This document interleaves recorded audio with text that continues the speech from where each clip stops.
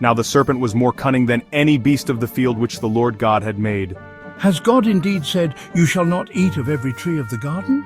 We may eat the fruit of the trees of the garden, but of the fruit of the tree which is in the midst of the garden, God has said, "You shall not eat it, nor shall you touch it, lest you die."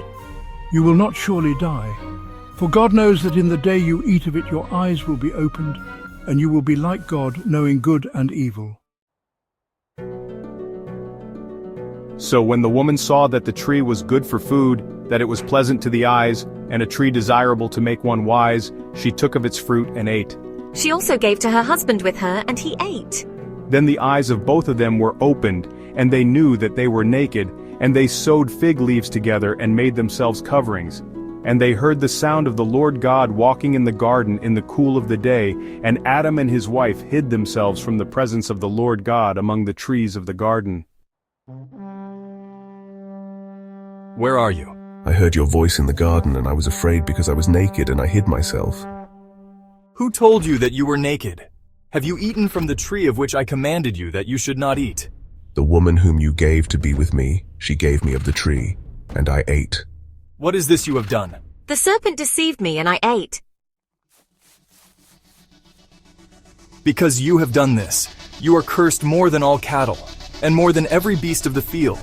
On your belly you shall go, and you shall eat dust all the days of your life. And I will put enmity between you and the woman, and between your seed and her seed. He shall bruise your head, and you shall bruise his heel. To the woman he said, I will greatly multiply your sorrow and your conception. In pain you shall bring forth children. Your desire shall be for your husband, and he shall rule over you. Then to Adam he said, Because you have heeded the voice of your wife, and have eaten from the tree of which I commanded you, saying, You shall not eat of it. Cursed is the ground for your sake. In toil you shall eat of it all the days of your life. Both thorns and thistles it shall bring forth for you, and you shall eat the herb of the field. In the sweat of your face you shall eat bread till you return to the ground, for out of it you were taken. For dust you are, and to dust you shall return.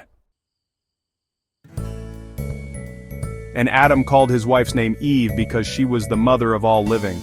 Also for Adam and his wife the Lord God made tunics of skin and clothed them. Behold, the man has become like one of us, to know good and evil. And now, lest he put out his hand and take also of the tree of life and eat and live forever. Therefore, the Lord God sent him out of the Garden of Eden to till the ground from which he was taken. So he drove out the man, and he placed cherubim at the east of the Garden of Eden, and a flaming sword which turned every way, to guard the way to the tree of life.